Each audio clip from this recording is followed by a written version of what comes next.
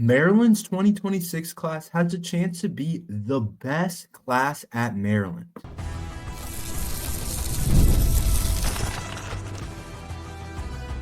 You are Locked On Terps, your daily podcast on the Maryland Terps, part of the Locked On Podcast Network, your team every day.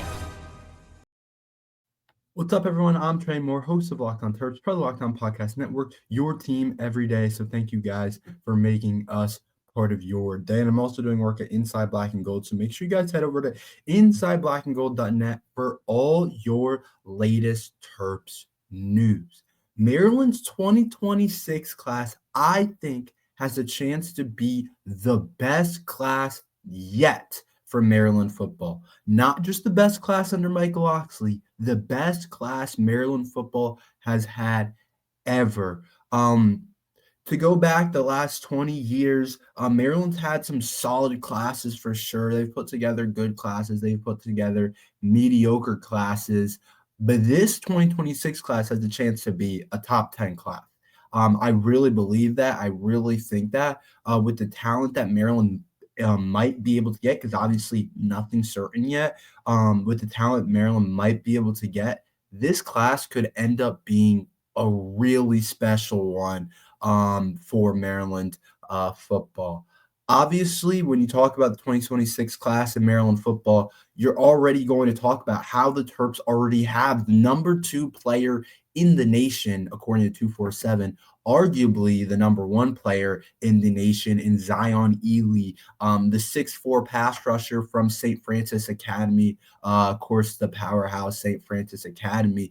The Terps already have the best non-quarterback right now in the 2026 class, an absolute difference maker, an absolute unit, an absolute freak of nature, a guy that has a chance to be really anything that he wants to be, anything that he wants to become, and has all the potential in the world to be one of the top edges in the Big Ten, and not only just in the Big Ten, but in the entire country. And Maryland already feels pretty good about him signing with the Terps, of course, because he had these all these official visits lined up because he wanted to, I guess, get around and see other places.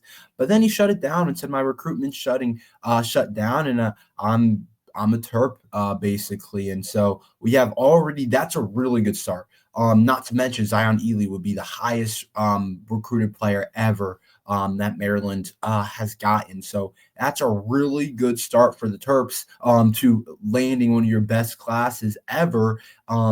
And not just one of the best class ever, is getting actually the best player in the nation for the 2026 class. And I think Zion Ely is that. And obviously a DMV guy in Baltimore. And I say this a lot on the podcast. I know Baltimore is not technically the DMV, but when we talk about the DMV in a recruiting landscape, it's a little bit broader, it's a little bit bigger. It's not as specific as a place. And when we're talking about Maryland recruiting, we're counting Baltimore as a place that you want Maryland to be able to recruit out of in terms of the DMV. And so that is a really big part of this. And I think the DMV being really strong year after year is another reason why Maryland has a chance to bring in one of the top 2026 classes ever. But you start off with the number 2 ranked player in the class.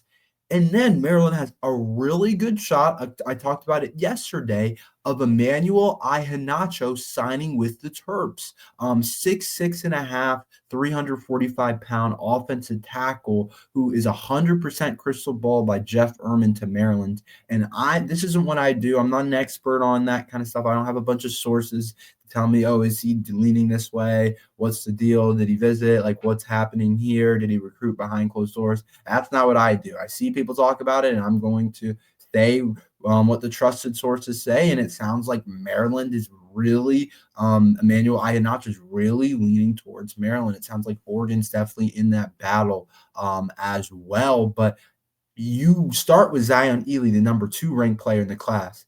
And then it's not like, oh, we moved down to the 200th ranked player in the class, who's a really good player probably, but you move down to another blue chip top 5 player in the class in Emmanuel Iheanacho, who's a number 5 ranked player in the class, a number 2 ranked offensive lineman just behind this kid Jackson Cantwell, who's ranked as a number 3 ranked player in the class. And so it's not like you move down a ton. You move down to number 5. And if Maryland is able to land 2 5-stars in the 2026 class, that's something that a lot of the big dogs don't do. Like a lot of the big time programs would be happy with, oh, we landed 2 5-stars in this class. They would feel pretty good about that. There's a lot of really good programs in the country that recruit at a really high level, at a top 15, top 10 level every single year. And they're not landing 2 5-star prospects. They're not landing 2 top 5 players in the class, not just 5-stars, 2 top 5 players in the class. That's extremely hard to do. There's only so many 5-stars to go around. And so with the Terps being in the lead, it looks like for Emmanuel Iheanacho, and already have landed Zion Ely, the 2 best players in the DMV, 2 5-star ranked players, 2 of the top 5 players in the nation. You right there, you have a chance to have a really awesome class. But I don't think 2 players makes a class, and I've been saying this, and obviously you would have to round it out. But boy, would it be appealing for other guys to want to go to Maryland because of where they kind of see things shaping up. They see Emmanuel Iheanacho commit to Maryland. They see 5-star Zion Ely commit to Maryland. And man, it could be a really awesome ripple effect for the Terps. And of course, we're looking at Jira Edwards, who's the number 3 ranked safety in the class, 4-star, ranked as a top 35 player. He has a chance to be, he's a really high-end blue chip type of prospect that I think we really want and that we're really going to value. He's a guy that we know Maryland's in the conversation, and he goes to school with Zion Ely. And if he sees Emmanuel Iheanacho and Zion Ely commit to the Terps, I think we have a good shot with Jira Edwards. He's obviously, like I said, a blue chip prospect. Also is considering Oregon, Texas A&M, Georgia, Auburn. So he has all those blue bloods up there, which a lot of these guys are going to have. But right there, you land 2 5-stars, another kid potentially in the top 35. That's a really special class to start it off. Really special class.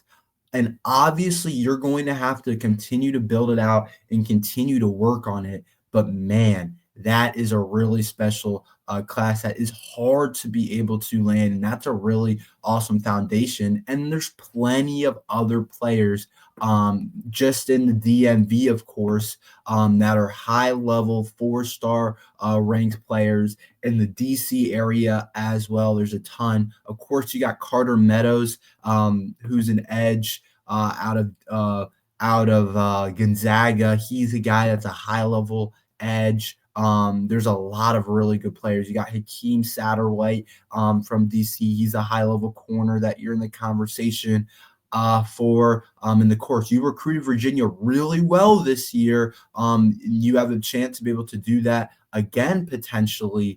Is recruit the state of Virginia good again? You're recruiting Maryland at a really high level so far. And then if you're able to combine Maryland with another really good year in Virginia, where you beat out a lot of the top Virginia schools for players, that could be huge as well for the Terps if they're able to do something like that too. And I think there's plenty guys down the line that we just don't know about that are 4-star types caliber players that if they can start filling out the class after Zion Ely and hopefully get Emmanuel Iheanacho and possibly the Edwards, the safety guy, you can start filling out the class with really solid foundational 4-star, high-level 3-star types of guys. And we might look at this class as the best ever for Maryland football. And I really believe that the best ever since they've been keeping all this recruiting and have all these rankings out and do all this different stuff with the recruiting. I think you could look at this Maryland class and be like, this is the best class Maryland has had.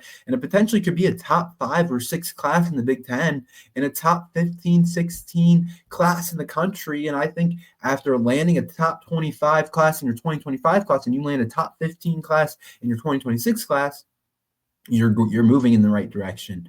And to get out of hopefully being mediocre, which I feel like we've been for a while now.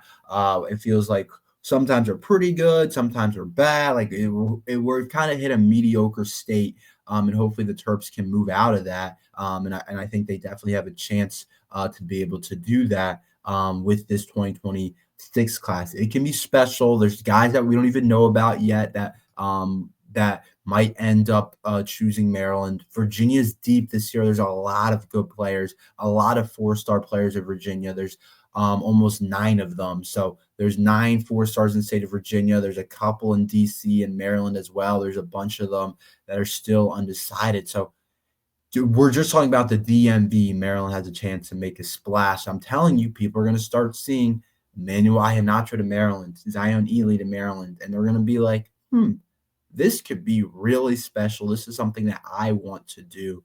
And I hope that's how it goes.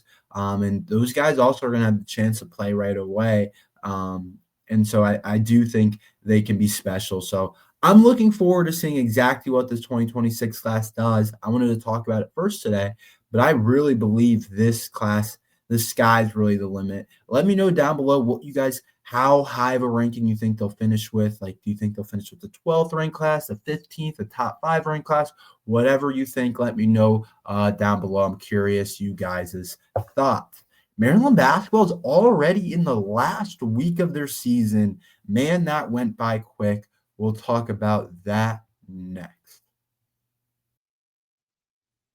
Get the supplies you need from the sites made for the skilled trades Supply House. Whether you're in plumbing, HVAC, or electrical work, Supply House is the reliable way to order products online. Their easy-to-use website is packed with helpful resources and the latest product info to help you get the job done right. Plus, with a complete inventory of over 200,000 parts from 400 plus brands, you'll find exactly what you'll need delivered fast from coast to coast. Need help with an order? Supply House offers expert support and industry-leading service, so you'll always talk to a real person. And for trade pros looking for an extra edge, their free Trade Master program offers exclusive perks like a dedicated phone line, free shipping, and discounts on every order. Thousands of skilled professionals are already taking advantage, and now it's your turn. Join the Trade Master program today at supplyhouse.com/TM and start ordering plumbing, HVAC, and electrical supplies with just a few clicks. Plus, use promo code SH5 for 5% off your first order. That's supplyhouse.com.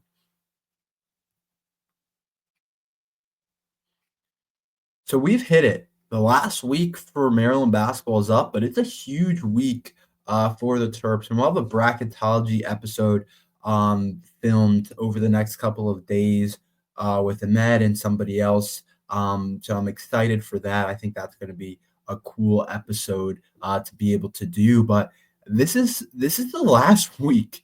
And I don't know about you guys, but this thing flew by. I feel like I was just remembering we were just starting. It was Dairy Queen's debut. And what? He had like 20 rebounds in his debut or something like that.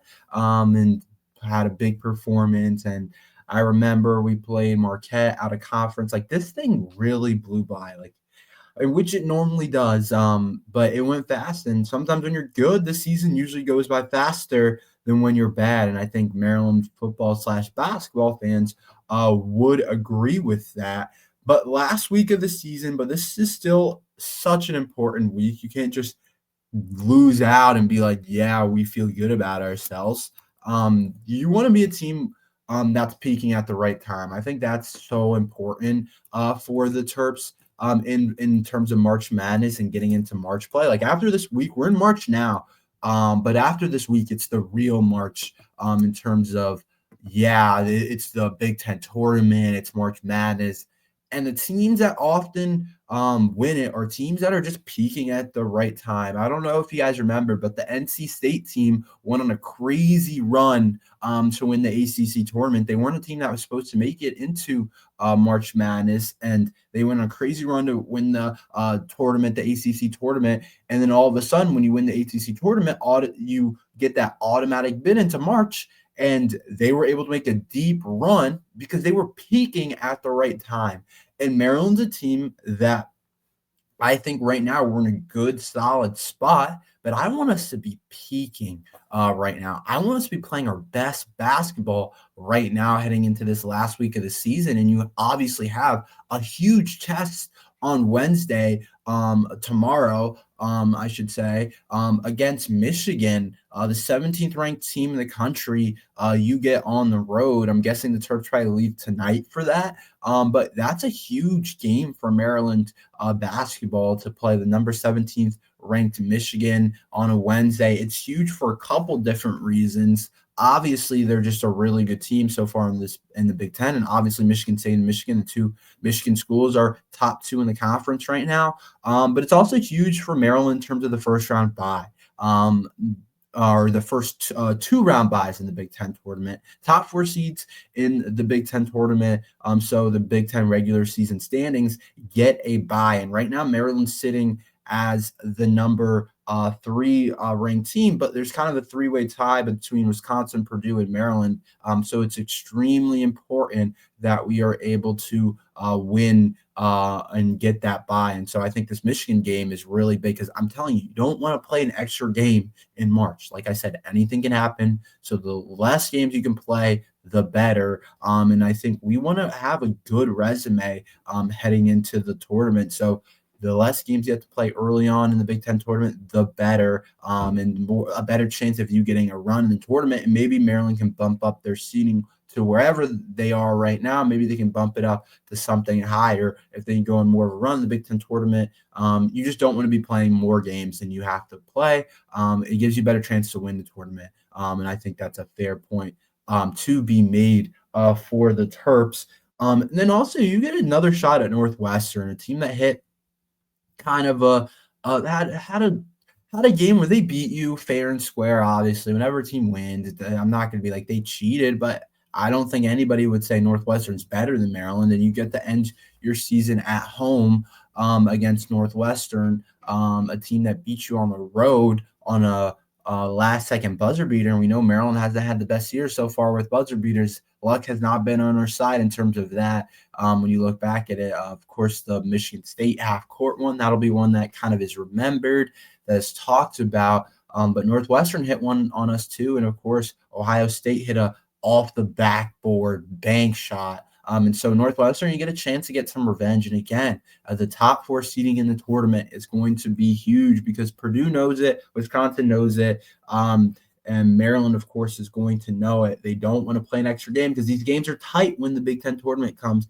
They kind of cram them in there because they have to. So you don't want to play more games than you have to play for the Terps. But I do want to say this. I think we are in a really good spot, and I think we've done some really good things, and I think we've put ourselves in a spot to succeed, in a spot to make a run in the tournament.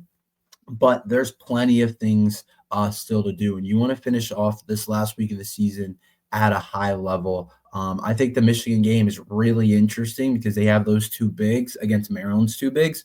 I think the best front court duos in the college basketball, maybe, but in the Big Ten specifically. And those two guys, those two duos going at it, I think it's going to be really interesting against Michigan. But this Michigan game is also big, not just in terms of, the Big Ten standings. This is really big for your resume. And obviously we're a tournament team.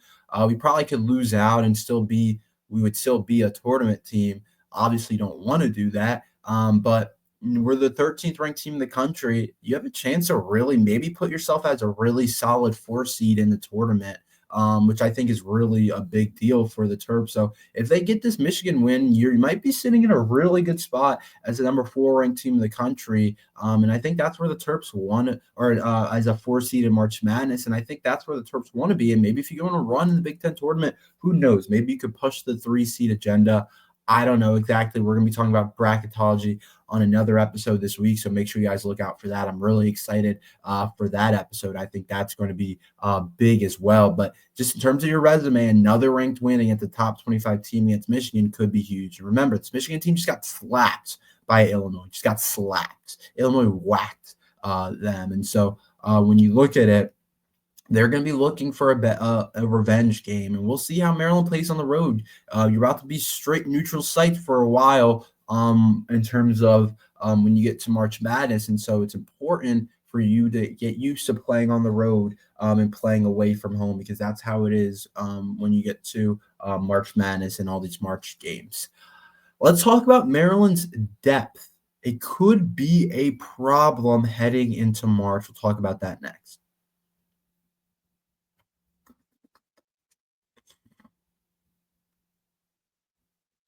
Maryland's depth really concerns me when I talk about March Madness. So obviously the Terps, this year they have the Crab Five. It's been really impressive. Every single guy is averaging double digits. I think it's the best starting five we've seen in a while for Maryland basketball. I think you can put it up with those ones with Trimble and Cowan and some of those ones, and under the Turgeon era and some of those really good lineups that we had. I think you could put Maryland's up with some of those. And obviously we have really talented guys. We have Queen averaging 16, Gillespie averaging 15, Rodney averaging 13.7, Reese averaging 13.3, Miguel averaging 12, and then it drops down to Gapari coming off the bench averaging 4, who hasn't even been getting a ton of minutes recently, and then Deshaun averaging 2.6. And then so there's no consistent scorer off the bench, and there's no consistent offense off the bench. And I saw an article that said Maryland's not concerned about it, but I'm concerned about it. And they're not going to tell you they're concerned about it, but I'm going to tell you they're concerned about it, even if they'll act like they're not. And I know Julian Reese had the comment. It was like, yeah, the Crab Five thing is cool, whatever, but team is more than just a starting five, which I totally agree with. You're never going to say the team is just a starting five, but we do have to be real and honest with each other and say that this team isn't deep. And my big concern is when we get past this week, the games are close together. And this is why this double bye is so important for the Terps.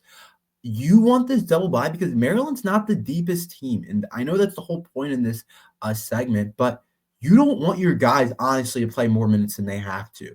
I think rest is so important for this Terps team. Like, you're not going to want to play more than you're not going to want your guys to play more games than they have to. Obviously, I'm not saying we want to lose in the Big Ten tournament or anything like that, but I'm just saying an extra game could allow for more fatigue. And the Big Ten tournament, the games are close together, so it's like, oh, you're playing today. Oh, you're playing tomorrow. Oh, you're playing the next day. Like, they're close together. And the same thing with March Madness. The games are close together. I think how it works is, I don't know exactly what day of the week the games will start, but it'll be like, let's say it starts on Monday, and if you play Monday and you win, you're back at it again on Wednesday. Like, it's close together. There's not a ton of buffer time. There's not a ton of time to mess around. And so for the Terps, I think the biggest concern for me is that we're going to get fatigued because we don't have a lot of guys that are playing off the bench. And all of our starters usually play above 30 minutes. They play a lot of minutes.